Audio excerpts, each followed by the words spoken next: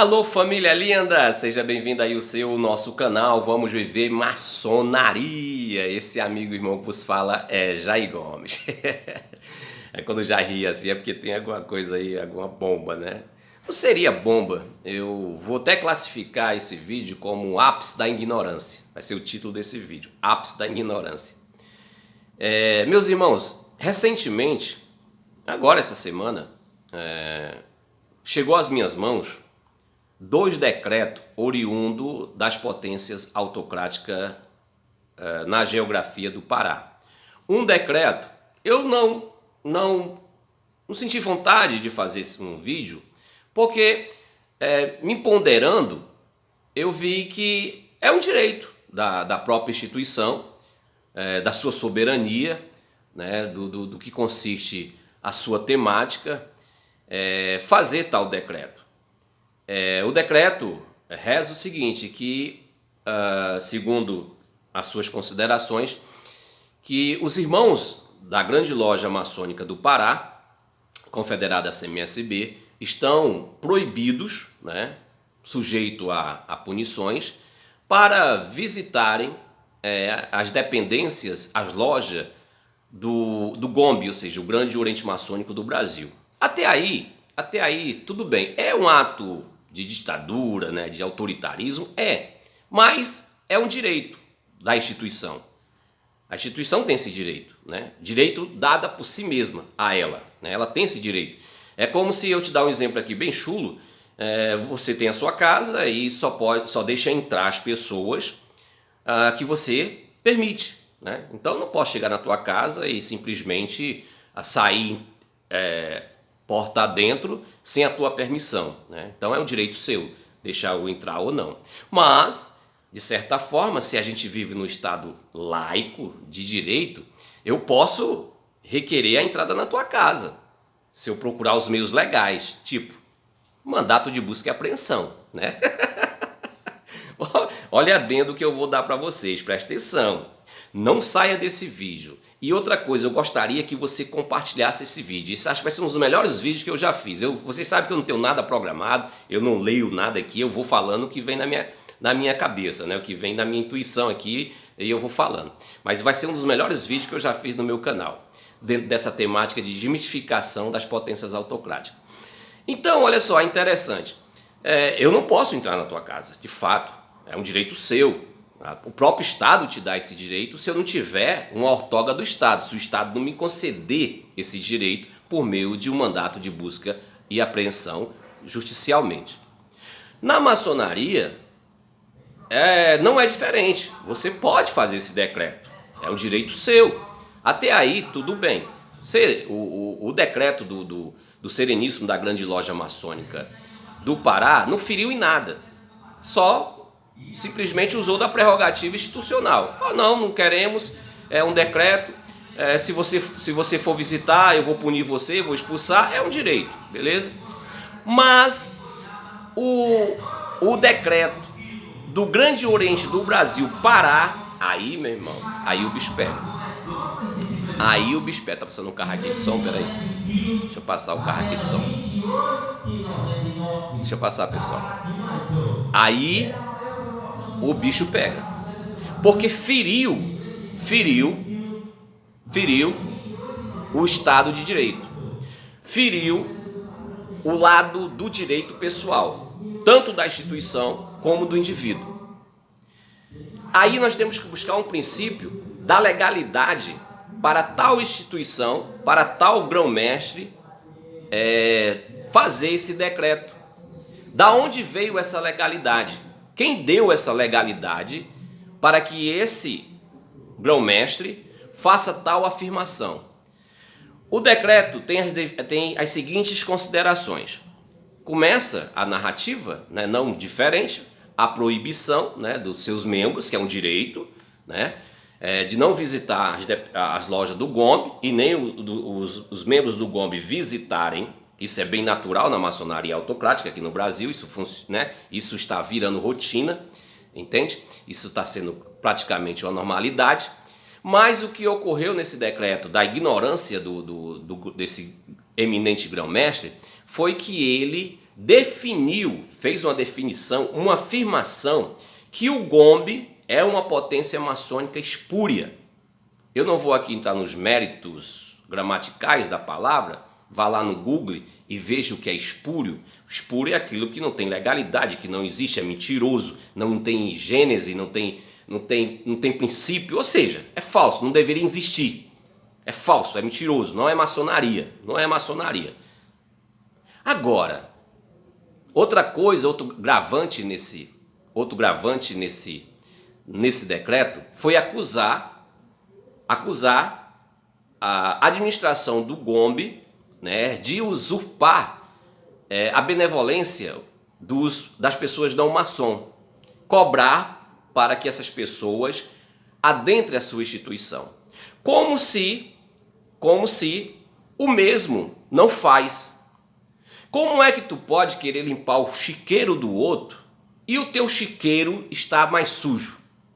Porque um dos princípios da maçonaria autocrática, da sua sustentabilidade mercantilista, é cobrar para que as pessoas possam adentrar. Uma grande loja ou um grande Oriente do Brasil não aceita, ou seja, não permite a entrada de um membro, de um novo associado, se antes não receber a sua taxa que ela devidamente cobra. Ou seja, a loja faz o processo e a loja tem que passar uma taxa X para a grande loja ou para o Grande Oriente, para que ela envie o kit placé de autorização para que aquela loja faça a iniciação. Então, como é que tu faz uma acusação que essa instituição está sendo leviana e tu faz a mesma coisa? Tu é louco? Tu está com as faculdades mentais, está, de certa forma, em devaneios de loucura, de desespero, porque, de certa forma, tu pode perder a tua mercadoria, que é o teu povo, porque o povo maçônico, para essas instituições hoje, as pessoas, é uma mercadoria, porque cada membro que você perde dinheiro, você perde, de certa forma, arrecadação. Então, esses decretos, de certa forma, é direcionado com um intuito, não é zelo, não é zelo. Não é zelo pelo bem-estar do indivíduo, pela moralidade do indivíduo ou pela espiritualidade do indivíduo. Não, porque nós somos homens livres, nós temos poder de decisões, nós somos pessoas que sabemos traçar os nossos caminhos. Na maçonaria não existe uma metodologia que você permaneça e que você vai ter um céu exclusivo dos maçons e vai te livrar de um determinado inferno. Não, é uma associação totalmente de voluntariedade e de autoconhecimento da busca individual. Ela não te apresenta uma ideia coletiva. Então, eu só posso encontrar uma fórmula para que haja esses decretos, é o medo de perder associados, porque logo perdendo associados, perde o benefício da arrecadação financeira. Então não é nem um zelo pela conduta espiritual do indivíduo, porque nós somos homens livres. Todos nós que entramos na maçonaria já entramos com os nossos, digamos assim, com os nossos caminhos traçados. Né? Nós já temos as nossas definições, já somos pai de família, só entra na maçonaria com maior idade. Então você já tem ali o seu caminho traçado, você já tem a sua vida pautada naquilo que você acha que é certo, o que é errado. Então a maçonaria ela não te direciona a uma espiritualidade coletiva, não tem um céu exclusivo e etc. Então acho que o único medo não é o zelo da moralidade, não é o zelo do cuidar, né? É o zelo de perder o benefício da arrecadação. Então você faz uma acusação totalmente funesta, porque você não limpou o teu chiqueiro e quer limpar o chiqueiro do outro. Falsa testemunha, isso dá processo, isso é calúnia, isso é defamação, pode ter certeza disso. Isso é calúnia e defamação. E do princípio do que consiste, quando você faz uma definição, uma declaração dizendo que aquela potência maçônica que você faz referência é espúria, aí eu faço uma pergunta hermenêutica e exegese, buscar entender pelo princípio da historicidade, o que seria uma maçonaria espúria? Ela deveria, de certa forma, não ser maçonaria, de princípio. Não ser maçonaria. Ser qualquer outra coisa. E aí, nas próprias considerações do decreto, o cara chama os caras de irmão. Ou seja, ele se contradiz em todo o decreto. Ele chama o cara de irmão, agora deveria abrir aspa, botava em aspa, irmãos. Ou então, em parênteses, irmãos pela paternidade universal de Gadu, o grande arquiteto do universo. Para deixar bem claro. Mas quando você chama os caras de irmão, logicamente, pela lógica, pelo racional, você de certa forma reconhece que ali é uma potência maçônica. Então, todos os teus argumentos, todas as tuas considerações no teu próprio decreto cai por terra. Até porque nós temos relatos de que pessoas que eram do GOMB, foram devidamente iniciadas no GOMB, foram para o Grande Oriente do Brasil e não passaram pelo processo iniciático, foram reconhecidos como maçons, ou seja, foram aceitos como maçons. Então, aqueles maçons que estão iniciados no GOMB, na GLUMB, ou em qualquer outra potência que não esteja dentro dessa autocracia, são aceitos e reconhecidos como maçom, porque não passa pelos processos iniciáticos novamente. Se você o considera eles não maçons, se você considera eles falsos, espúrios, era para você fazer novamente a iniciação. Agora, como você vai fazer uma iniciação se o cara passou pelos mesmos princípios iniciáticos? Seria dupla ignorância da vossa parte. Até porque a própria Constituição, o próprio regimento, o RGF do Grande Oriente do Brasil, considera os maçons de potências que eles não têm tratado de mútuo reconhecimento como maçons. Reconhece. Leia lá, se eu não me engano, é o artigo 42, ou 42, maçons de potência não reconhecida pelo GOB, pelo Grande Oriente do Brasil. Você vai ver que há um processo administrativo para que esses maçons sejam regularizados no Grande Oriente do Brasil. Então mostra uma ignorância desse eminente do seu próprio regimento interno. Em fazer uma declaração falaciosa, acusatória de uma potência que eu particularmente considero hoje o GOMB a segunda maior potência maçônica no Brasil em termos geográfico nacional. Não confunda geografia estadual com geografia nacional. Hoje o GOMB é a segunda maior potência depois do Grande Oriente do Brasil com a geografia nacional. Se você conseguiu entender o que estou falando, podemos considerar o GOMB hoje a segunda maior potência. E a GLUMB está caminhando, né? A GLUMB também já está se tornando uma grande potência de forma geográfica, né? De forma geográfica. Estaduais têm as suas potências, grandes lojas, que são, digamos assim, a superioridade dos seus estados. Mas de forma geográfica, nacional, o GOMB hoje é a maior potência, segunda maior potência do Brasil, em termos geográficos, em número de loja e em número de obreiros. Bem, meus irmãos, aí, esse indivíduo, esse eminente grão-mestre, desconhece totalmente os princípios do que consiste a maçonaria. Eu vou chegar logo à ideia central. A ideia central desse vídeo é o seguinte. Permita-me trazer um pouco de luz a esse assunto. Olha só. Permita-me.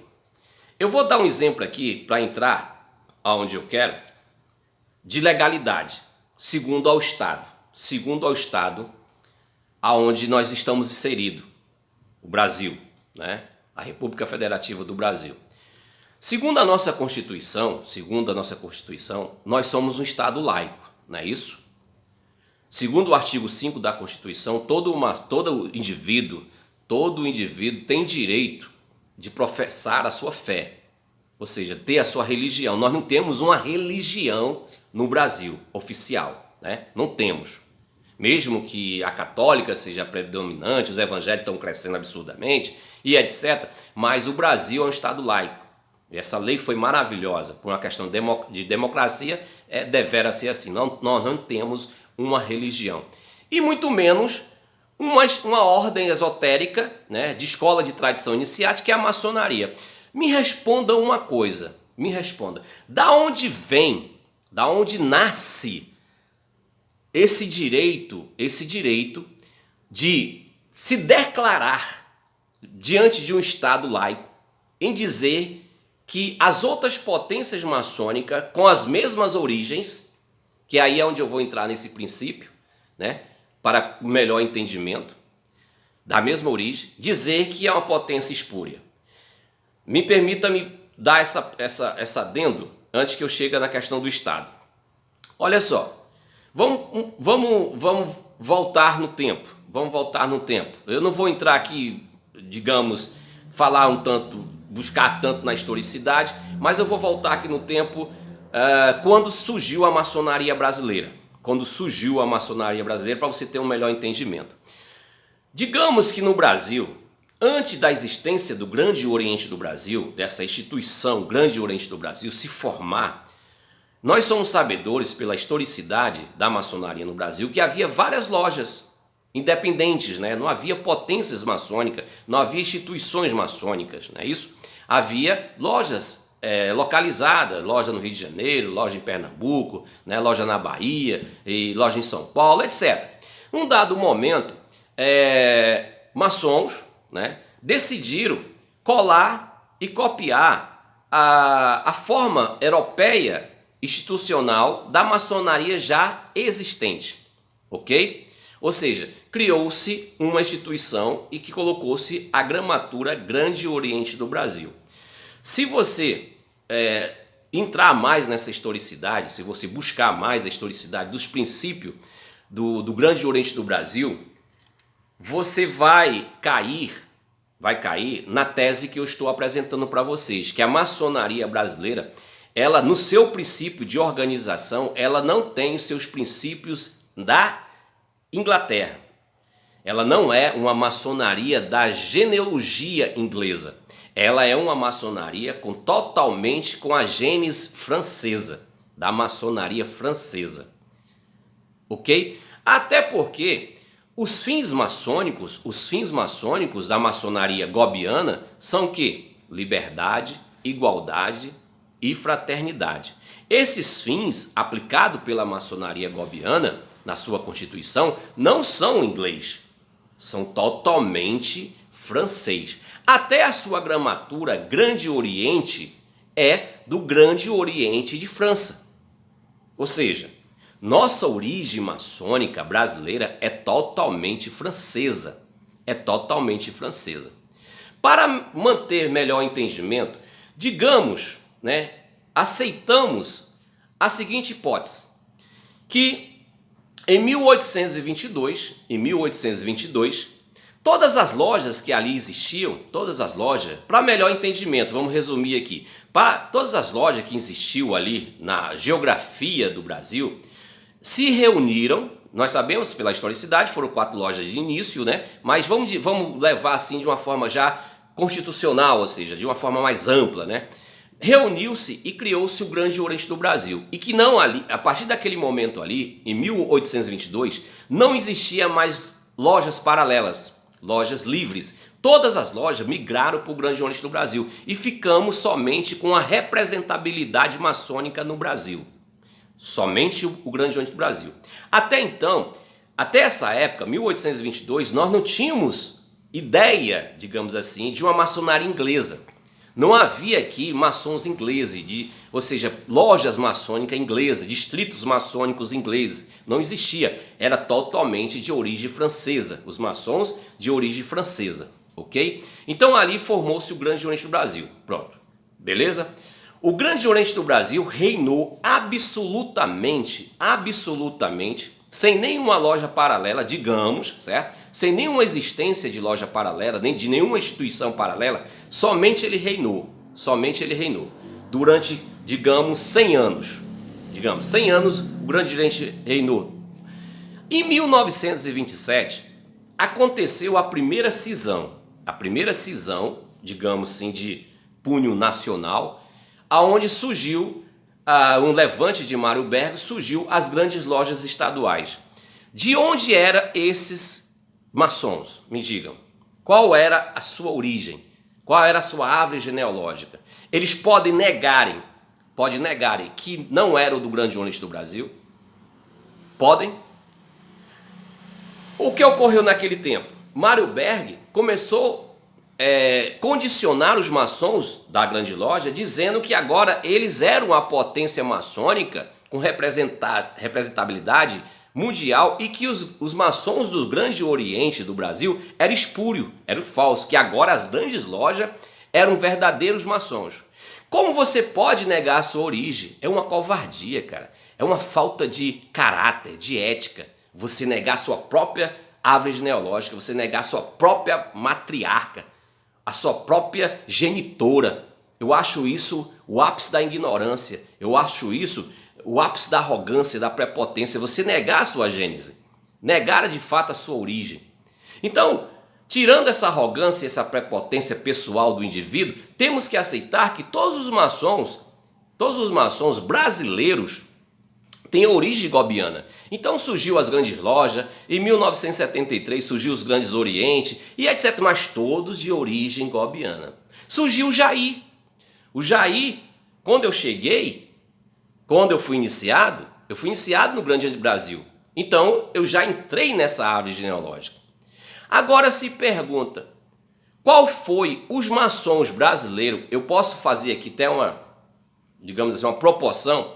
99% dos maçons brasileiros são maçons da mesma origem. Todos eles oriundos dessa árvore genealógica que é o Grande Oriente do Brasil. Não importa se você hoje iniciou no GOMB, não importa se você iniciou na Glumb, não importa se você iniciou no Gossi, não importa se você iniciou na grande loja do Ceará, não importa.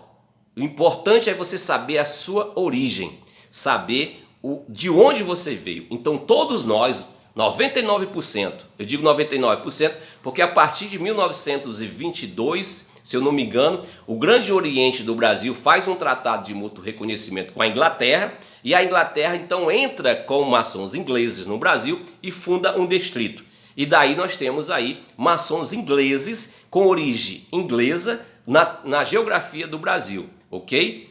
Somente a partir de 1922, se eu não me engano, a partir de 1922, que a Inglaterra chega. Antes disso e depois daí, todos os maçons são de origem gobiana. Queira você aceitar ou não. Você que é da grande loja, a tua gênese, o teu DNA é gobiano.